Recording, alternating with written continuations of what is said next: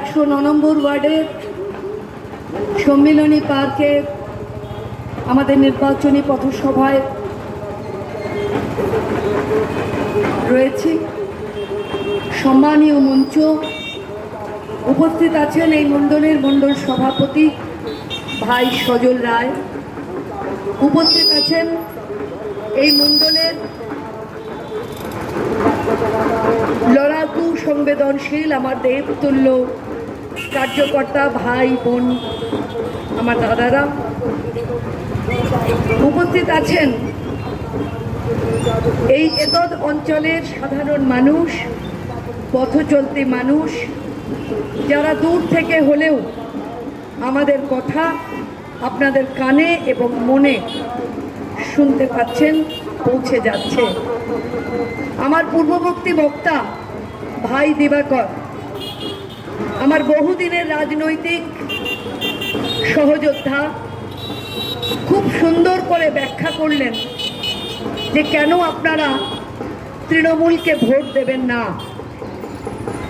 কেন আপনারা তৃণমূলকে ভোট দিয়ে আবারও পশ্চিমবঙ্গকে এক ভয়ঙ্কর দুর্নীতির, এক ভয়ঙ্কর সন্ত্রাসের কবলে ফেলবেন না।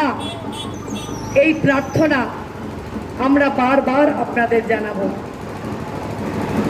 আমাদের 294টা বিধানসভার মধ্যে যাদবপুর বিধানসভা সম্পূর্ণভাবে আলাদা, আলাদা তার সংস্কৃতিতে, আলাদা তার কালচারে, আলাদা তার শিক্ষায়, তার সচেতনতায়। এবং এই কারণেই যাদবপুর বিধানসভাকে 294টি বিধানসভার মধ্যে অন্যতম বলে ধরা হয়। আমি আপনাদের কাছে অনুরোধ করব যে যদি মনে করেন যে আবার তৃণমূলকে চাই, আবার আমাদের ছেলে মেয়েগুলোর ভবিষ্যৎ অতল অন্ধকারে চলে যাবে সেটা দেখতে চাই, যদি মনে করেন 26,000 চাকরি বাতিল, যেভাবে ঠান্ডা ঘরে চাকরি চুরি হয়েছে, যেভাবে কোটি কোটি টাকা চুরি করেছে তৃণমূলের বিভিন্ন স্তরের নেতারা, যেভাবে তৃণমূলের নেতাদের বাড়ি থেকে, তাদের বান্ধবীর বাড়ি থেকে কোটি কোটি টাকা উদ্ধার হয়েছে, তাকেই যদি সমর্থন করেন তাহলে ঠিক আছে, আবার তৃণমূল আসবে। যদি মনে করেন পাড়ায় পাড়ায় স্কুলগুলোর যা পরিস্থিতি, আমি বিভিন্ন স্কুলের সামনে বক্তব্য রাখতে গিয়ে আমার চোখে জল এসে যাচ্ছে যে কি অবস্থা স্কুলগুলো, যে স্কুলগুলো এই পাড়ায় অতীত ইতিহাস বহন করে এবং এই স্কুলগুলোতেই পড়াশুনো করে হয়তো অনেক বড় বড় পদে চাকরি করছেন আজকে যে সকল যাদবপুরের ছাত্ররা, যারা বিভিন্ন পদে উন্নীত হয়েছেন, তারা কি একবারও ভাববেন না যে যাদবপুরের বর্তমান পরিস্থিতি কি? গোটা যাদবপুর জুড়ে এক অদ্ভুত ঠান্ডা সিন্ডিকেট, গোটা যাদবপুর জুড়ে তোলাবাজি, গোটা যাদবপুর জুড়ে সন্ত্রাস, বিভিন্ন রকমের সন্ত্রাস। আপনি বাড়িতে 4টে ইট ফেলেছেন, হয়তো পাঁচিলটা ভেঙে গেছে, ঠিক করবেন, আপনার কাছে খবর আসবে, পার্টি অফিসে দেখা করবেন। আপনি যাদবপুরের 106 নম্বর ওয়ার্ডের ছেলেরা, যে সকল যুবক ছেলেরা তৃণমূলের পতাকা কাঁধে ঘুরে বেড়ায়, তারা আমার সঙ্গে আলাদা করে সংযোগ করছে। তারা বলছে দিদি মায়ের গয়না বেচে একটু ব্যবসাপাতি করবার চেষ্টা করেছিলাম, কিন্তু মালিককে তুষ্ট করতে আর পারছি না। আমরা তো সবাই জানি যে বিভিন্ন ওয়ার্ডের মালিক কারা, কাদেরকে তুষ্ট করে তবে তার পরিবারের দুটো ভাতের কথা ভাবতে পারে আমাদের এই 10টা ওয়ার্ডের যুবক ছেলেগুলো। তাই আজকে যারা তৃণমূলের পতাকা কাঁধে তোলাবাজি করছেন, তৃণমূলের পতাকা কাঁধে মোটর বাইক চালিয়ে বিভিন্ন অঞ্চলে ধমকি চুমকি দিচ্ছেন, আজকে যারা তৃণমূলের পতাকা কাঁধে বিভিন্ন ওয়ার্ডে গিয়ে গিয়ে বলছেন ভোটের দিন বুঝে নেব, ভোটের দিন দেখে নেব, তাদেরকে বলছি একবার পেছন দিকে তাকাবেন। 34 বছর ধরে যারা ঠিক এই কাজটাই করেছে তাদের চোখের সামনে দেখিয়ে দিয়েছিল যাদবপুরের সাধারণ মানুষ 2011 সালে যে প্রাক্তন মুখ্যমন্ত্রী এই বিধানসভার বিধায়ক ছিলেন, যিনি 2011-তে হেরে গিয়েছিলেন শুধুমাত্র এই ধমকি চমকি, এই সন্ত্রাস, এই দাদাগিরি, এই গুন্ডাগার্দি, এই গণতন্ত্রহীনতা, এই স্বাধীন মত প্রকাশ করার স্বাধীনতাটুকু অবধি না থাকা, এটাই কারণ ছিল 2011 সালে যারা হেরে গিয়েছিলেন। ছিল বামেদের মেশিনারিজ, ছিল বামেদের পুলিশ, ছিল বাম সমর্থকদের হই হই করা স্লোগান। গোলপাক থেকে গড়িয়া 2011-তে যে বিপুল অঙ্কের মানুষের মিছিল, তারপরেও যখন প্রাক্তন মুখ্যমন্ত্রী এখান থেকে হেরে গেছিলেন, তখন তারা বুঝতে পেরেছিলেন যে আসলে প্রাক্তন মুখ্যমন্ত্রী বুদ্ধবাবু তাকে সামনে রেখে যারা নোংরা রাজনীতি করেছে, সেই বাম নেতাদেরকে এই যাদবপুরের মানুষ ছুঁড়ে ফেলে দিয়েছিল 2011 সালে। তাই আমি তৃণমূলের আজকে যারা গুন্ডাগার্দি করছেন, তারা মনে রাখবেন, মানুষ সব দেখছে, সব দেখছে মানুষ। আপনারা যদি মনে করেন যে মানুষকে বোকা বানানো যায়, যদি মনে করেন যে মানুষকে ভয় দেখানো যায়, এই সেই জনশক্তি, এই সেই জনগণেশ যারা একদিন এই ভয় পেতে লজ্জা পাবে এবং আপনাদের মুখের উপর দরজা বন্ধ করে দিতে এতটুকু দ্বিধান্বিত হবে না, এই দিন আপনারা 2026-এ দেখবেন। আর তাই আপনাদের এত বড় দুঃসাহস, আজ ভারতবর্ষের স্বরাষ্ট্রমন্ত্রী এসেছেন পশ্চিমবঙ্গের বিরোধী দল নেতার নমিনেশন করাতে, আপনারা সেখানে হামলা করছেন। আপনারা বারংবার দেশের কাছে প্রমাণ করেছেন যে তৃণমূল কংগ্রেস একটি এমন দল যার না আছে মতাদর্শ, যার না আছে রাজনীতি, যার কাছে শুধুই হামলা, শুধুই দখল, শুধুই সন্ত্রাস, শুধুই একমাত্র কিভাবে ক্ষমতায়ন করা যায়। তাই এতদ অঞ্চলের মানুষকে অনুরোধ করব, দু ধরনের তৃণমূলের নেতাকর্মী আছেন এই অঞ্চলে। এক, যারা 2011 সালের আগে, অর্থাৎ কিনা একেবারে 90 থেকে শুরু করে 2011 কিংবা তারও আগে সিপিএম এর মার পিঠ পেতে খেয়েও গাছে তৃণমূলের পতাকা লাগাতেন, ল্যাম্পপোস্টে তৃণমূলের পতাকা লাগাতেন। জেনে রাখুন, এইরকম অনেক তৃণমূল নেতা আমার সঙ্গে ব্যক্তিগত সংযোগ করছেন। তারা জানাচ্ছেন যে এই তৃণমূলকে আমরা চিনি না দিদি, এদের আমরা চিনি না। আমরা যে নেত্রীকে চিনতাম, যিনি মানুষের কল্যাণের কথা বলেছিলেন, তাই তাকে মাথায় করে এনেছিলাম। আর আজকে তৃণমূল ঘরে ঘরে গিয়ে হুমকি দিচ্ছে, ধুমকি দিচ্ছে, ধমক চমকের রাজনীতি। আর 2011-র আগে যারা ভাঙা সাইকেল চড়তেন, 2011-র আগে যারা পাড়ার বন্ধু বান্ধবদের কাছে চেয়ে চিনতে বিড়ি সিগারেট খেতেন, আজকে তাদের বাড়িতে একটার বেশি দুটো করে বাইক, মোটা গলায় সোনার চেন, হাতে সোনার ব্রেসলেট, তাদের দেখলে বোঝা যায়। আর যারা জনপ্রতিনিধি, তাদের শুধু আর্থিক উন্নতিটা দেখে নেবেন, তাদের বাড়ি দেখবেন, তাদের অবস্থা দেখবেন, তাদের ফিনান্সিয়াল কন্ডিশন দেখবেন, তাহলে বুঝতে পারবেন মানুষ ক্রমশ নিচু থেকে নিচু হয়েছে, মানুষের ক্রমশ জীবন অতিষ্ঠ হয়েছে, মানুষের প্রতিদিনের বেঁচে থাকাটা যন্ত্রণাময় হয়েছে। আর টাকা রোজগার করেছে, টাকা কামাই করেছে শুধু তৃণমূলের বিভিন্ন স্তরের নেতারা। তাই বন্ধু, একটা কথাই বলবো, এতদ অঞ্চলের সাধারণ মানুষকে হাত জোর করে অনুরোধ করব, আসুন এবারের নির্বাচনটা হোক আপনাদের বাড়ির বাচ্চাগুলোর মুখ চেয়ে। আপনি করুন তৃণমূল, কোনো ক্ষতি নেই ভাই।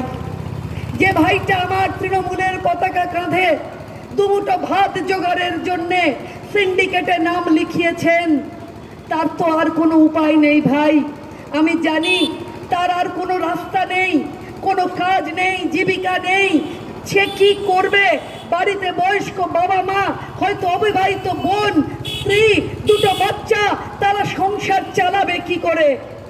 কিন্তু আমি বলবো, পতাকা কাঁধে হাট ভাই, লেগ ভাই তৃণমূলের দেওয়াল, বস ভাই তৃণমূলের বুথে, কিন্তু ভোটটা দে ভাই ভারতীয় জনতা পার্টিকে, যাতে তোকে আর রাতের অন্ধকারে সিন্ডিকেটে গিয়ে মুখ লোকাতে না হয়, যাতে তুই তোর যোগ্যতা অনুযায়ী নিজের জীবিকার ব্যবস্থা করতে পারিস এবং দিনের শেষে মাথা উঁচু করে নিজের সন্তানের দিকে তাকাতে পারিস।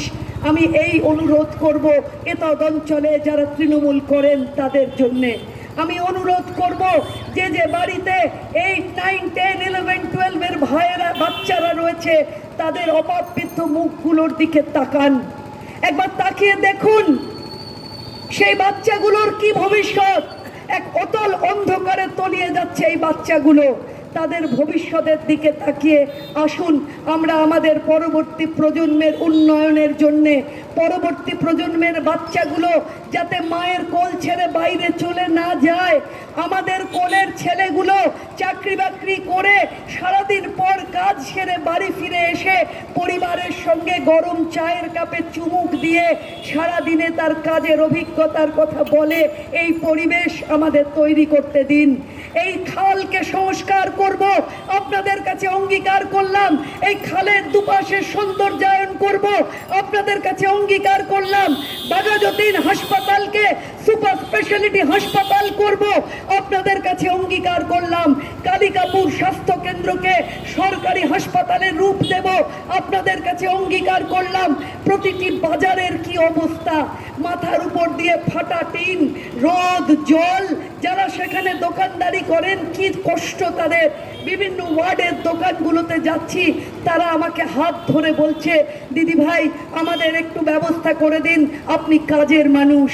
তাই এতদ অঞ্চলের সমস্ত যারা বাজার হাটে, যারা আপনারা ক্রেতা হিসেবে কাজ করেন, তাদেরকে বলবো যে প্রত্যেকটা বাজারের পরিকাঠামোর উন্নয়ন হবে, প্রতিটা মন্দিরের উন্নয়ন হবে, প্রতিটা পরিবারের যার যেটা পাওয়ার কথা ছিল।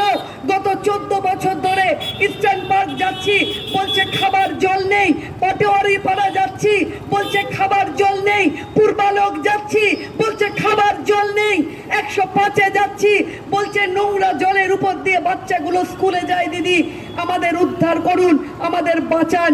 কেন বলছে মানুষ এ কথা? যাদবপুরের বিধায়ককে বলতে হবে। কেন বলছে মানুষ? আপনার শুধু গ্যারেজের পর গ্যারেজ হবে, আর যাদবপুরের মানুষগুলো যন্ত্রণায় প্রতিদিন একটার পর একটা জীবনের যুদ্ধ করবে। এটা হতে পারে না। তাই আমি আপনাদের প্রত্যেকের কাছে, আমি আপনাদের ঘরের মেয়ে, এই অঞ্চলে এই খাল পাড়ে নিশ্চয়ই আপনারা ভুলে যাননি, কোভিডের সময় আমি যাদবপুরের 10টা ওয়ার্ড জুড়ে কমিউনিটি কিচেন করেছিলাম। নিজের হাতে এসে আপনাদের মুখে খাবার তুলে দিয়েছিলাম। আমার বিশ্বাস এই পুরো বাস্তুতলা অঞ্চল, খালপাড়ের কোনো মানুষ সে কথা ভোলেনি, কারণ তাদের সঙ্গে আমার ব্যক্তিগত পরিচয় আছে। তারা এখনো আমাকে বলে, দিদি তুমি আমাদের প্রাণ বাঁচিয়েছিলে। তাই আপনারা আশীর্বাদ করুন। কোভিডের সময় যেমন বিপদের দিনে পাশে ছিলাম, তেমন সারা বছর আপনাদের পাশে থাকব। আমি আপনাদের ঘরের মেয়ে, আমি আপনাদের দিদি, আমি আপনাদের বোন, আমি আপনাদের মা। তাই আমাকে এই আশীর্বাদ করুন যাতে আমি আপনাদের পাশে যে কোনো বিপদের সময় থাকতে পারি। আর একটা অনুরোধ করে বক্তব্য শেষ করব। কিছু মানুষ আসছেন লাল পতাকা কাঁধে, তারা এসে বোঝাচ্ছেন যে বিজেপিকে ভোট দিও না, বিজেপি সাম্প্রদায়িক। তাদের ঘুরে দাঁড়িয়ে বলবেন যে যারা আমাদের বাচ্চাদের ভবিষ্যতের কথা ভাবছে, তাদের ঘুরে দাঁড়িয়ে বলবেন যারা আমাদের সন্তানদের ভাতার লাইনে নয় চাকরির ইন্টারভিউর লাইনে দাঁড় করাবে, যারা আমাদের ঘর দেখবে, সংসার দেখবে, আমরা প্রত্যেকটি মাতৃ শক্তিকে প্রণাম জানিয়ে বলছি, আপনাদের কোনো দান দয়া নয়। প্রতিটা মায়ের অ্যাকাউন্টে অন্নপূর্ণা ভান্ডার থেকে 3000 টাকা প্রতিটা মায়ের অ্যাকাউন্টে আসবে ভারতীয় জনতা পার্টি সরকার প্রতিষ্ঠার পর। তাই আপনারা আশীর্বাদ করুন যে বাম পতাকা কাঁধে যারা আসবে, যারা ভুল বোঝাবে, যারা ভোট কেটে বারবার তৃণমূলকে জেতাবে, আপনি ভাববেন কোনোদিন তো ভোট দিইনি সিপিএম ছাড়া, এবারে কি করে দেব? আমি আপনাদের বলবো, বুকে পাথর রেখে আমরা বাচ্চাদের জন্যে এমন অনেক কাজ তো করি, যে কথা বুকে পাথর রেখে করি। হয়তো দুটো রুটি রয়েছে, ছেলে বলছে মা দুটো রুটি দাও, আপনার হয়তো খাওয়া হলো না, এক মুঠো মুড়ি জল খেয়ে নিলেন, দুটো রুটি ছেলের পাতে তুলে দেন। সেই রকম ভাবে একেবারে বুকে পাথর রেখে এবারে আর একটি ভোটও তাদের নয়, কারণ বামেদের ভোট দিচ্ছেন, জিতছে তৃণমূলের সাংসদ, বামেদের ভোট দিচ্ছেন, জিতছেন তৃণমূলের বিধায়ক। তাই বন্ধু, অনুরোধ করব, এবারের ভোটটা ভাগ হতে দেবেন না। আপনাদের ভোট ভাগ হলে পরে আসলে লাভ হচ্ছে, ফলপ্রসূ হচ্ছে তৃণমূলের। আর শেষ করব যে কথা দিয়ে, হিন্দু বাঙালির এটা লাস্ট ট্রেন। মনে রাখবেন, যদি বারুইপুর লোকালটা মিস করি তাহলে নামখানা লোকাল পাওয়া যায়, কিন্তু হিন্দু বাঙালির আর কোনো ট্রেন নেই। এই ট্রেনটা যদি ধরতে না পারি তাহলে বাড়িতে আর খোল কীর্তন নিয়ে কীর্তন করতে পারবো না। আমরা হয়তো বাড়িতে বাড়িতে শাঁখ বাজাতেও পারবো না, উলু দিতেও পারবো না। তাই এতদ অঞ্চলের সমস্ত মানুষকে হাত জোর করে অনুরোধ করছি, যারা আপনাদের ভুল বোঝাতে আসবে, যারা সাম্প্রদায়িক বলবে, তাদের বলবেন যারা আমাদের ধর্ম রক্ষার লড়াই করছে, যারা আমাদের বাচ্চাদের মাথা তুলে বাঁচার লড়াই করছে, যারা আমাদের মেয়ের নিরাপত্তা রক্ষা হয় তার লড়াই করছে, আমাদের সমর্থন তাদের সঙ্গেই থাকবে, একথা জোর দিয়ে বলে এবারে 2026-এর নির্বাচনে ভারতীয় জনতা পার্টিকে 29শে এপ্রিল আপনারা পদ্মফুল চিহ্নে জয়যুক্ত করুন। মনে রাখবেন, 2026-এ 6ই মে ভারতীয় জনতা পার্টি সরকার করতে চলেছে। সেই সরকারের অভ্যন্তরে বিধানসভার ভেতর আপনাদের যাদবপুরের বিধায়িকা আপনাদের জন্য, আপনাদের চাওয়া পাওয়া সুযোগ সুবিধে আনন্দ দুঃখ ভাগ করবার জন্য যেন লড়াই করতে পারে, এই আশীর্বাদ আপনারা করবেন, এই প্রার্থনা জানিয়ে আমার বক্তব্য শেষ করলাম। সবাই খুব ভালো থাকবেন। বন্দে মাতারাম, ভারত মাতা কি জয়।